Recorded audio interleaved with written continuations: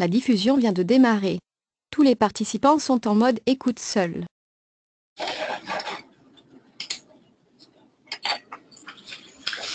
Bonjour à tous, bienvenue au webinaire OKPilote qui va vous permettre de découvrir cet outil 100% opérationnel pour savoir comment tirer profit de l'ensemble de ses fonctionnalités pour passer de la théorie à la pratique sur l'ensemble des référentiels dont vous avez besoin.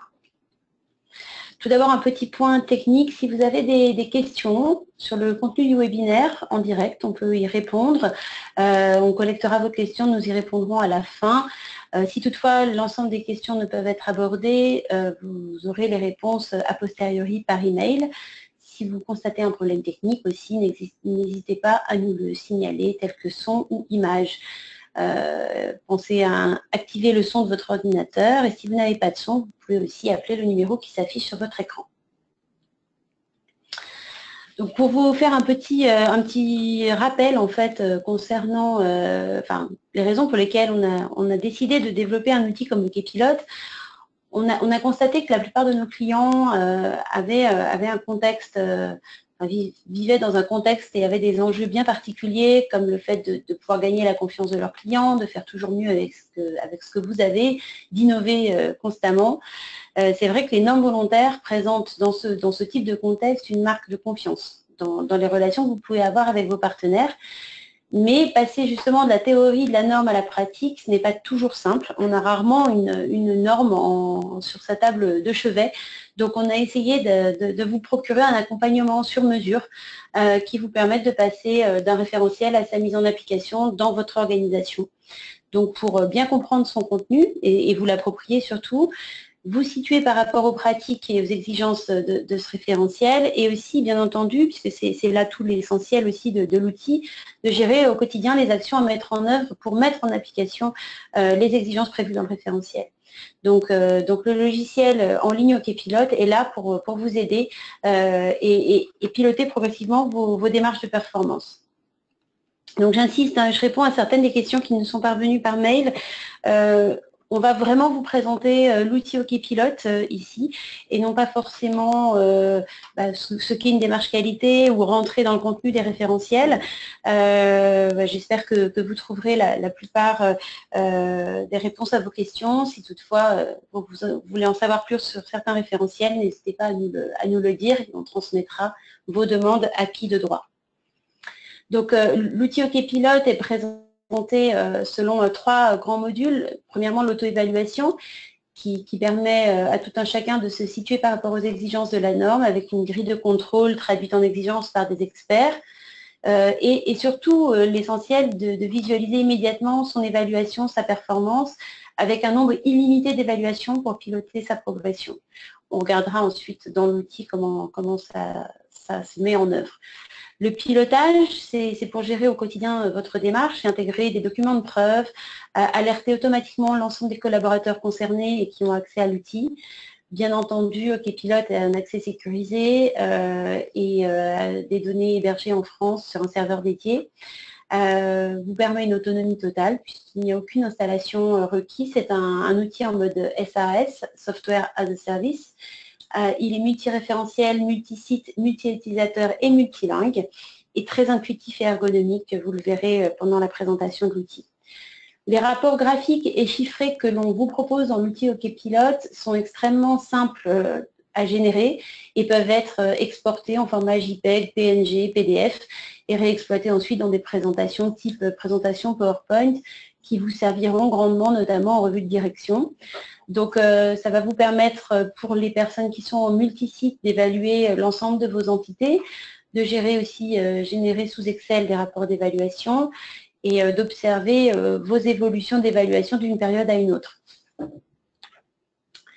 L'application d'OKPilote dans votre structure, en fait, peut aller sur plusieurs niveaux, c'est-à-dire soit vous avez une structure simple avec un seul site, soit vous pouvez avoir une entreprise plus complexe et vous pouvez avoir autant de niveau 1, comme vous le voyez ici.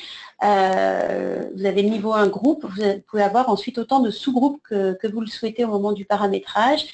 sachant que le dernier niveau que l'on évalue, c'est le niveau qu'on appelle le niveau site. Alors j'insiste, ce n'est pas forcément des sites comment dire, géographiques, mais ça peut être aussi des sites fonctionnels ou des entités à part entière. Le mot site est vraiment une histoire de vocabulaire qu'on présente dans l'outil OKPilot. On avait une question au moment des inscriptions sur les référentiels qui sont présents dans l'outil. Aujourd'hui, c'est un vrai travail d'expert de découper ces référentiels en checklist. Donc aujourd'hui, on n'a pas l'ensemble de nos normes qui sont intégrées dans l'outil, puisqu'on a aujourd'hui, sur la partie normes française, on a près de 36 000 normes. Donc vous imaginez bien que l'ensemble des normes ne sont pas incluses dans l'outil. Toutefois, comme vous le voyez, on a la majeure partie des normes de système de management. Nous aurons aussi la 45001, la 17025 certainement dans sa nouvelle version en 2018 et d'autres normes qui viennent s'implémenter. Bien entendu, il est possible pour nous d'intégrer sur demande tout autre référentiel que ceux qui sont présents sur la liste, public ou privé. C'est ce qui est intéressant aussi, c'est qu'on a un certain nombre de nos clients qui travaillent avec des référentiels privés que l'on intègre pour eux dans l'outil. Alors, je vais vous emmener avec moi sur l'outil OKPilot. Je vous montre, au moment de l'accès par login mot de passe, on a la possibilité d'accéder aux différentes entreprises, telles que je vous l'ai indiqué dans la présentation PowerPoint, et aux différents sites qui y sont rattachés. Pour les besoins de notre formation par webinaire ce matin, cet après-midi, pardon, je vous ai fait une entreprise de démo. On va regarder le site de Paris de l'entité nord de notre entreprise, sur laquelle on a un certain nombre de référentiels, notamment celui du service de la restauration scolaire. Alors j'ai pris ce référentiel-là parce qu'il est assez simple à comprendre. Sur un référentiel de système de management, on va être beaucoup plus technique et pointu. Donc j'ai pris volontairement un référentiel simple d'accès pour pouvoir vous faire une démo la plus ergonomique et la plus parlante possible. Donc en allant ici sur la partie évaluation, on a choisi les services de la restauration scolaire. En cliquant sur évaluation en cours, on a accès à l'ensemble des chapitres du référentiel tels qu'ils ont été découpés en suivant la norme NFX 50220. Si on se rend sur le chapitre aménagement des locaux, on va voir qu'il y a 14 questions sur lesquelles on s'est évalué, 7 étant non conformes, 6 en voie de conformité et une conforme au référentiel. Ce qui nous a donné une moyenne de 38%. Sur OKPilot, on évalue la conformité à 60%, c'est-à-dire qu'on estime qu'on est non conforme en dessous de 40, qu'on est en voie de conformité entre 40 et 60, et que l'on est conforme au référentiel à partir de 60%. L'idée, l'objectif de cet outil, puisqu'on a tout le module de pilotage, c'est d'être dans l'amélioration continue et d'être plus performant encore que la norme, et on donne les clés justement aux utilisateurs pour être encore plus performant que la norme ne l'exige. Avant d'aller plus loin dans la partie évaluation, je vous montre aussi que l'ensemble des données qui sont affichées sont exportables au format Excel. Donc, ce qui vous permet ensuite de pouvoir les exploiter en mode offline et de pouvoir aussi les analyser à votre manière sur Excel, en faisant aussi d'autres modes de consolidation si vous en avez besoin. Donc là, on retrouve sur le premier onglet de la feuille Excel les données sur lesquelles on avait accès tout à l'heure sur la page de résumé des chapitres, mais on a aussi l'onglet questions, sur lequel, lorsque l'on clique, on a le détail des évaluations par question, ainsi que les commentaires qui ont été indiqués par les personnes qui se sont auto-évaluées. Donc ça, c'est une fonctionnalité qui est très utilisée par nos clients. Lorsque l'on clique sur aménagement des locaux, par exemple, on va avoir le détail de nos différentes exigences en fait demandées sur cette checklist de la restauration scolaire. Donc, par exemple, ici, si on va sur la question 2.4, sur laquelle on est noté à 20%, on aura la possibilité de voir ici les critères d'évaluation qui ont été rédigés par les experts. Donc, comme je vous l'avais indiqué tout à l'heure, entre 0 et 20, on est dans la non-conformité. À 40%, on est en voie de conformité. Donc là, en l'occurrence, sur la partie de l'organisation des tables en espaces conviviaux, un plan de mise en œuvre est en cours. Lorsqu'on est conforme à la norme, c'est oui, on a mis en œuvre une organisation des tables en petits espaces conviviaux et l'organisation prend en compte les critères spécifiques précisés dans l'aide détaillée. L'aide détaillée qui est ici, dans l'aide que l'on apporte à la question. Mais si on est au-delà de la norme, en plus, l'agencement prévoit un dispositif d'affichage et de communication. Et en plus, quand on est dans vraiment l'amélioration continue, il prévoit en plus différentes petites salles ou séparations par claustrat, tout en permettant une surveillance générale.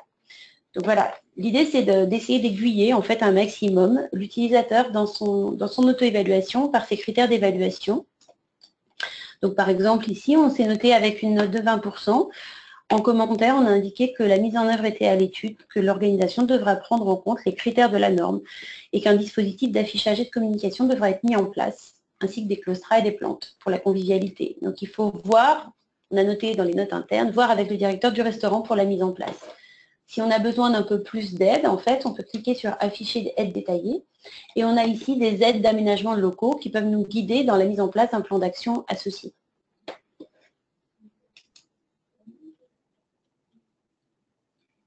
Alors directement, depuis cette partie évaluation, on peut établir des constats de non-conformité. Donc ici, pour les besoins de cette démo, j'ai établi un constat de non-conformité sur l'organisation des tables en petits espaces. Donc ce constat est lié en fait à ce chapitre aménagement des locaux. Le facteur déclenchant, c'est un audit interne. C'est un point critique qui est prioritaire. On peut en définir une description.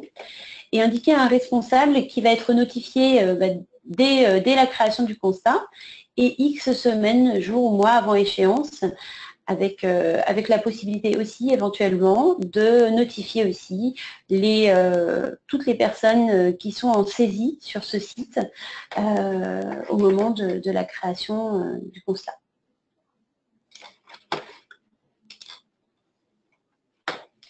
On a la possibilité aussi d'intégrer des objectifs, puisqu'ici, il faut organiser les tables conformément au référentiel. On a créé un objectif, organisation des tables conformes à la norme. Pour l'instant, c'est un objectif qui n'est pas atteint, dont on m'a mis responsable et dont je dois être notifié X jours, mois, semaines avant échéance.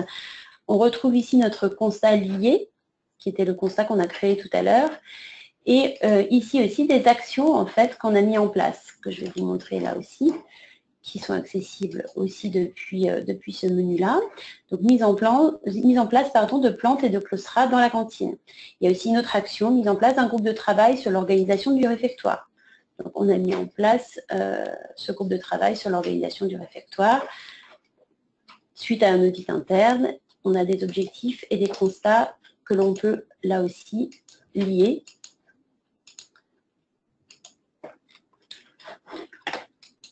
Et appliquer. Alors, l'ensemble de ces éléments qu'on vient de voir, ils sont aussi accessibles depuis la partie gestion pilotage. En cliquant tout simplement sur l'onglet constat, on va retrouver en fait notre constat que l'on a saisi préalablement depuis la partie évaluation. Donc, ce qui est intéressant, c'est qu'on peut vraiment naviguer d'un module à un autre de manière très simple et très ergonomique.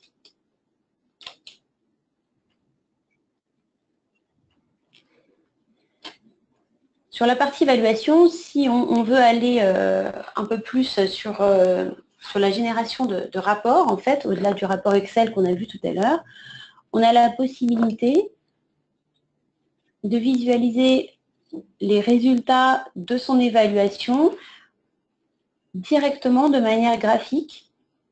Ce graphique répertoriant l'ensemble des données d'évaluation par chapitre, mais pouvant aussi être en fait on a aussi la possibilité, vous voyez, de sélectionner un seul chapitre et de ne voir que les notes de toutes les exigences du chapitre concerné.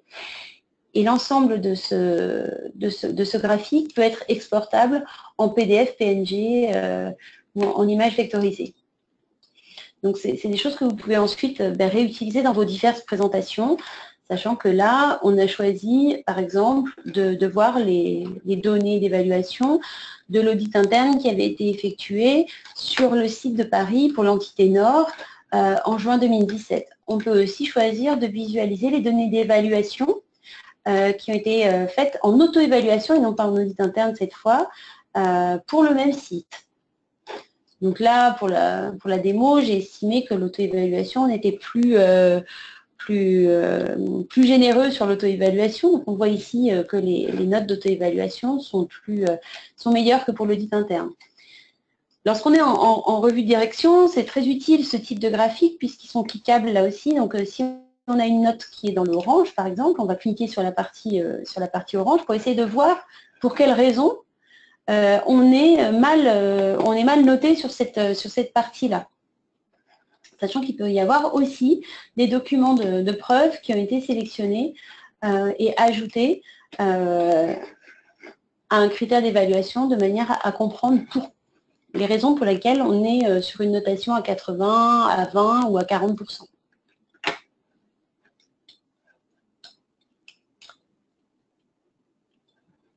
Donc au moment où on est sur cette évaluation graphique, on a la possibilité aussi d'avoir une évaluation par radar, qui elle est aussi très appréciée en général par les responsables qualité qui ont l'habitude de les utiliser. Là aussi, chaque donnée est cliquable et par exemple sur le chapitre 7, transparence des échéances, nous sommes à 90%. Sur l'organisation de la vie collective, on est à 27%. On peut aller cliquer ici directement, on arrivera sur les données d'évaluation qui concernent ce chapitre sur l'organisation de la vie collective et qui permettront de voir quelles sont les exigences sur lesquelles on a du travail à effectuer. Dernier point, on a la partie résultats par liste qui est en fait finalement une liste de l'ensemble des exigences du référentiel sur lesquelles nous nous sommes évalués. Ce qui est intéressant dans ces résultats par liste, c'est qu'on a la possibilité de visualiser uniquement les chapitres qui nous intéressent ou de visualiser uniquement les critères qui nous intéressent. C'est-à-dire, par exemple, si on prend tous les critères qui sont en zone rouge, donc sur lesquels on est non conforme, on va retrouver ici l'ensemble des exigences sur lesquelles on est non conforme et on aura aussi la possibilité d'accéder directement en fait à la partie commentaires qu'on a intégrée et que l'on pourra aussi modifier en direct depuis cette partie résultats par liste.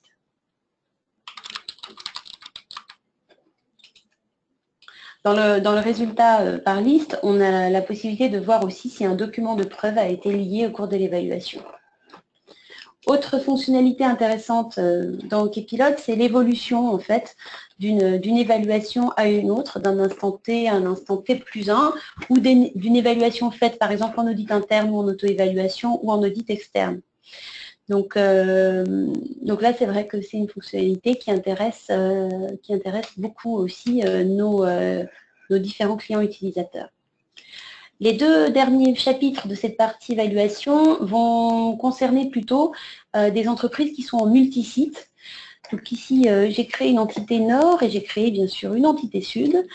On va pouvoir en fait directement, en comparant l'ensemble des sites, les comparer sur l'ensemble des chapitres et consolider les données vers un rapport Excel qui va automatiquement s'ouvrir en fait et indiquer directement sur chacun des chapitres de la norme et sur chacune des exigences de la norme l'état d'évaluation de chacun des sites concernés. On retrouve ici l'ensemble de nos entités Nord, l'ensemble des sites de notre entité Nord et l'ensemble des sites de notre entité Sud. Et de la même manière que l'on a fait l'export tout à l'heure au niveau du questionnaire, on retrouve question par question les évaluations sur chacune des exigences du référentiel. Avec une fonctionnalité que je ne vous ai pas montrée tout à l'heure dans la partie évaluation, c'est la cellule dans laquelle je suis là, c'est le non applicable, puisqu'on a la possibilité aussi de rendre en fait une exigence non applicable, C'est-à-dire si on est une entreprise de service et que la question porte sur un produit, on peut tout à fait rendre la question non applicable pour son évaluation et elle ne viendra pas pondérer négativement la note globale de l'évaluation du site ou de l'entreprise. Le benchmarking va vous permettre, alors là on est vraiment sur du multisite avec la notion de groupe aussi, c'est-à-dire que ça va vous permettre de benchmarker votre site ou votre entreprise avec l'ensemble des sites d'un groupe qui est là en l'occurrence que je n'ai pas créé pour la démo, mais qui vous permet en fait de visualiser à l'intérieur d'un même groupe l'ensemble des évaluations de chacun des sites. Donc, sachant qu'on peut être très bien sur un groupe qui a des sites, comme je vous l'avais dit tout à l'heure, géographiques. Donc, par exemple, si un groupe a un site à Marseille et un site à Saint-Denis, si le site de Saint-Denis est composé d'une unité opérationnelle et d'une unité fonctionnelle, vous aurez la possibilité en fait de les séparer et de benchmarker toutes les unités opérationnelles entre elles, qu'elles soient à Saint-Denis, à Paris, à Marseille, à Lyon, par le simple fait de ce benchmarking qui là aussi est exploitable en PNG, PDF et en vectorisé.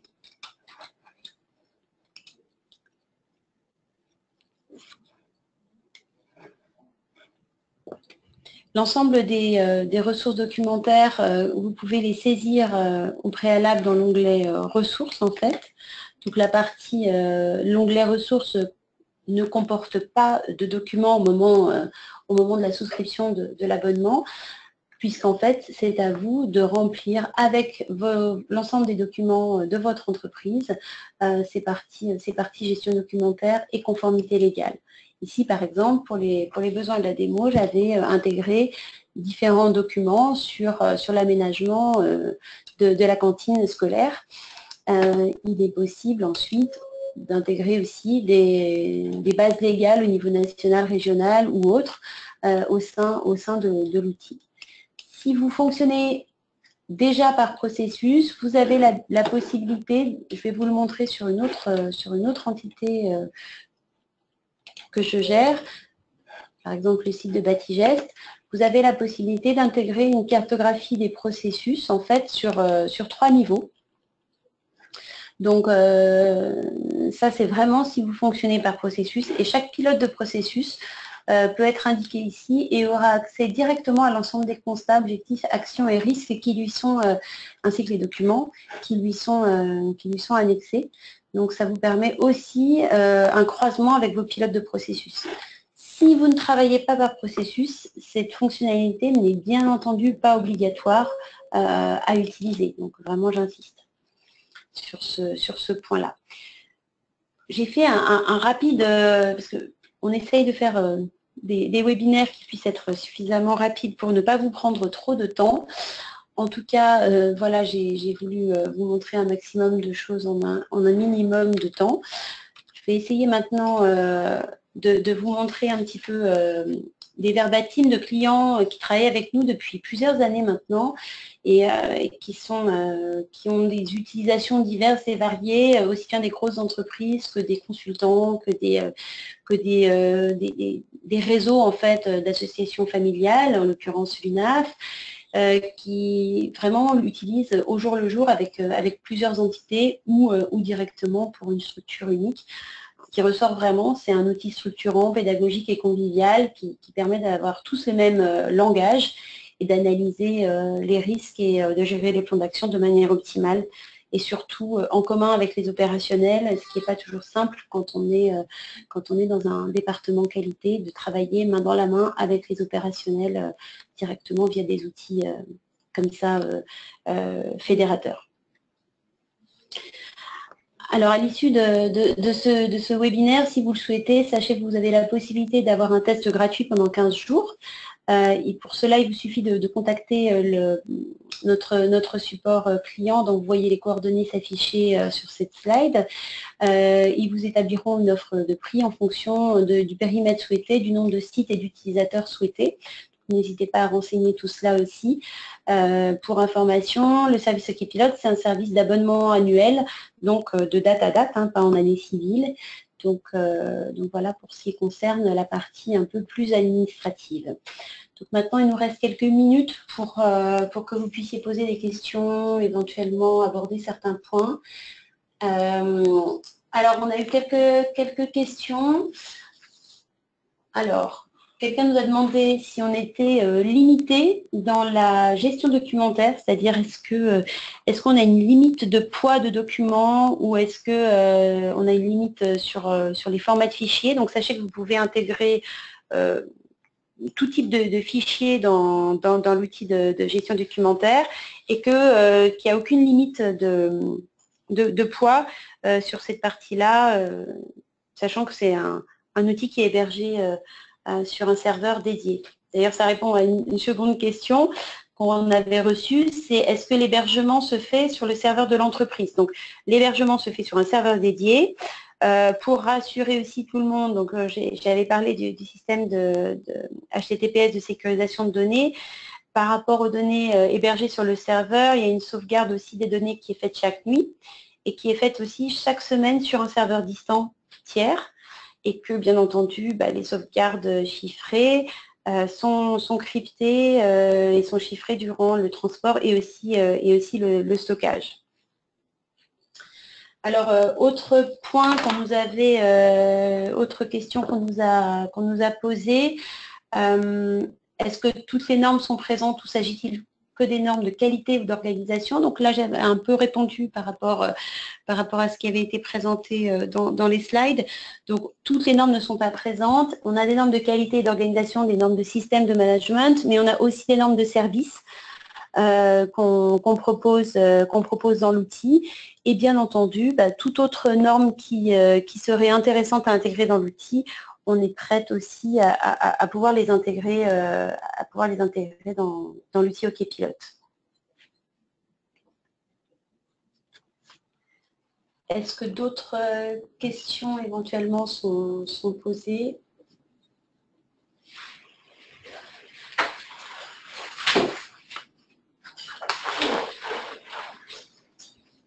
Alors, on nous demande si l'ANF 525 est intégrée dans l'outil et l'ANF série relation client. Donc aujourd'hui, on n'a pas eu de demande sur ces normes-là, mais n'hésitez pas, surtout éventuellement, si vous demandez un accès démo, sachez qu'on a une NF service aux personnes à domicile, donc vous pouvez éventuellement demander la version démo sur cette norme de service-là et indiquer aussi dans votre email de demande, si toutefois vous le souhaitez, l'indication justement d'une demande sur un développement sur ces référentiels bien spécifiques que vous venez de citer.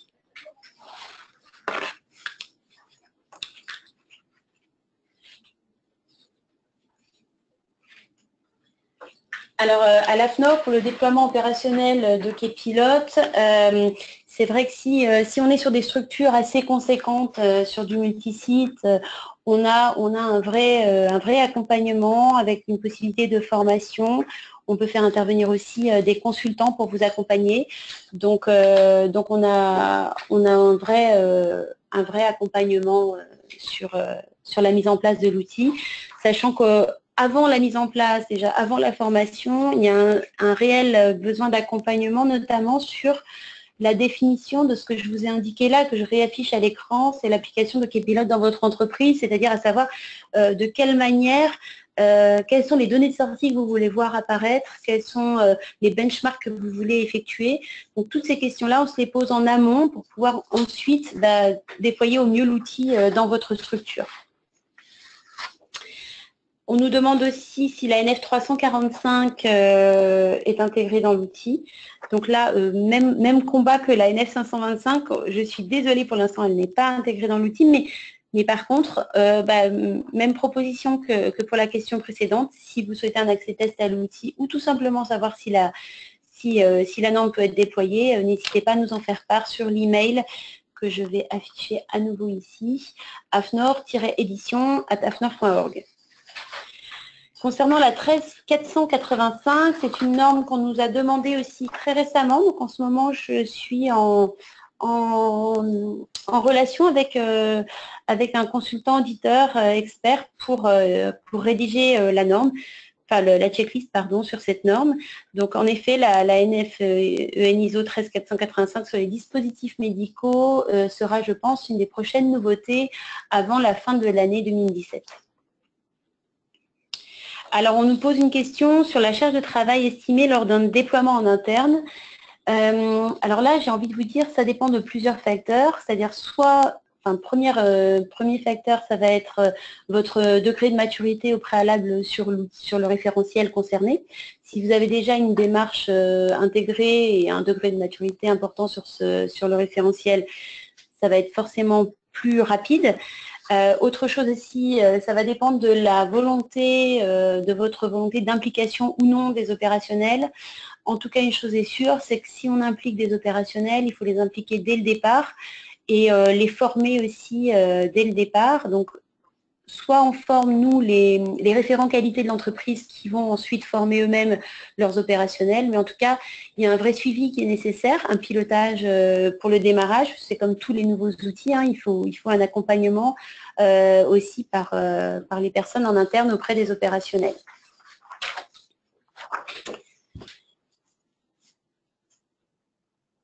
Alors, est-ce qu'il est possible d'intégrer un standard FSC ou une directive telle que sécurité générale des produits? Alors aujourd'hui, on a par exemple l'ISO 22000 qui intègre aussi la directive sur la sécurité générale des aliments. Donc oui, ça peut être tout à fait envisageable. Il faudrait juste s'assurer que ça matche bien avec la checklist et avec le paramétrage dans l'outil OKPilot, mais n'hésitez pas là encore à poser cette question par mail si vous souhaitez un accès démo. Alors, on nous demande si pour le test de 15 jours, il est possible de tester les 3 référentiels QSE. Oui, tout à fait, il est possible. Alors, pour l'instant, ce sera juste l'OHSAS 18001 pour la sécurité, puisque la 45001 n'est pas encore sortie. Mais vous aurez la possibilité d'avoir les 2 versions 2015, de la 9001 et de la 14001 et l'OHSAS 18001, sachant que l'objectif à terme est de pouvoir aussi proposer une checklist intégrée une fois qu'on aura la 45001 qui sera sortie, et qu'on aura la possibilité du coup de travailler avec les mêmes structures HLS pour les 3 référentiels ISO. Alors, on nous demande si OKPilot peut être relié à d'autres logiciels, gestion de plan d'action, logiciel de base documentaire. Alors, on a la possibilité de lier OKPilot avec d'autres logiciels, notamment quand on met des liens vers des outils de base documentaire directement depuis la partie gestion documentaire, si on fait des liens vers votre intranet ou autre, ça c'est envisageable. On a la possibilité, en faisant des exports et des réimports dans vos outils éventuellement. Maintenant, tout est là, encore une fois, il faut voir les spécificités de vos outils internes et de vos outils de gestion de plan d'action. Il faut se pencher sur le cas au cas par cas. C'est des choses auxquelles, malheureusement, je ne peux pas vraiment répondre sans connaître les outils ou les logiciels que vous gérez. Par ailleurs aussi, moi, je suis au marketing, donc il faut souvent que je fasse appel à mes développeurs qui puissent me dire si c'est envisageable ou non. Alors, on me demande si au niveau réglementaire, il y a des référentiels intégrés. Pour l'instant, non. C'est vrai que les référentiels réglementaires évoluent très très rapidement, donc c'est vrai qu'on n'a pas pris pour parti aujourd'hui d'intégrer ce type de référentiel. On nous demande là si le code du travail est intégré. Non, c'est pas le cas. Ce qu'on invite plutôt les entreprises à faire, c'est de mettre plutôt des liens dans la partie gestion documentaire, juridique et réglementaire du site pour envoyer plutôt des liens vers des sites type Légifrance parce que ça évolue quand même de manière assez fréquente ces référentiels-là. Alors, on demande si on peut utiliser l'outil pour se challenger sur Focus Performance ou Global Performance et suivre notre évolution. Alors, là, je suis navrée, je ne connais pas ces référentiels. Mais si ce sont peut-être probablement des référentiels AFNOR, il faut juste voir comment sont paramétrés ces référentiels, mais je pense que c'est envisageable. Je ne sais pas si on aura l'historisation des personnes qui posent leurs questions et les emails associés. Dans le cas où ce ne soit pas le cas, je vous invite là encore à éventuellement renvoyer un mail pour cette question spécifique. En tout cas, je la garde sous le coude et je vais demander un peu plus d'informations à un collègue qui s'occuperait de ces référentiels-là. Alors, on a une question pour savoir si un module de veille réglementaire environnement SST est intégré dans Kpilote. Donc là, voilà, non, on a pris le parti, en fait, de se dire, on essaye un maximum de vous proposer des outils dédiés sur la partie ici, vraiment évaluation et des outils de pilotage. La partie ressources de conformité légale et de veille réglementaire étant à votre charge, entre guillemets, sur cet outil-là. Alors, on me pose enfin une question sur la norme 16949. Donc, en effet, aujourd'hui, on a la version 2008 qui est intégrée dans l'outil. On est actuellement en relation pour être totalement transparente avec l'IATF pour pouvoir intégrer la checklist dans l'outil. La checklist est réalisée sur l'IATF 16949. Elle n'a plus qu'à être implémentée. On attend l'accord de l'IATF pour pouvoir la placer dans l'outil. Donc, ça devrait être très, très prochainement, en tout cas avant, j'espère, la mi-juillet. Voilà.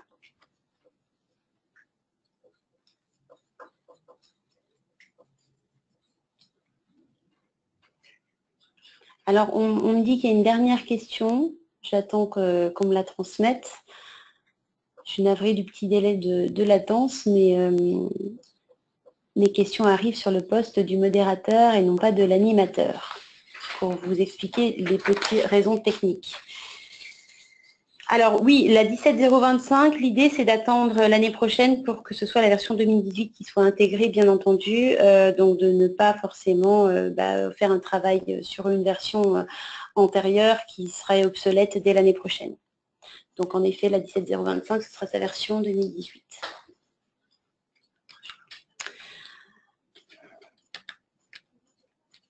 Alors je vous remercie tous de votre attention. Je vous dis à très bientôt pour un prochain webinaire. En tout cas, merci à tous d'avoir été aussi nombreux pour nous suivre. Pour information, vous recevrez de manière automatique, dès que vous vous déloguerez du webinaire, vous recevrez un petit questionnaire. Donc, je vous remercie de prendre les 5 minutes qu'il faut pour le remplir. En tout cas, j'étais ravie de vous présenter cet outil et je vous dis à très bientôt. Au revoir.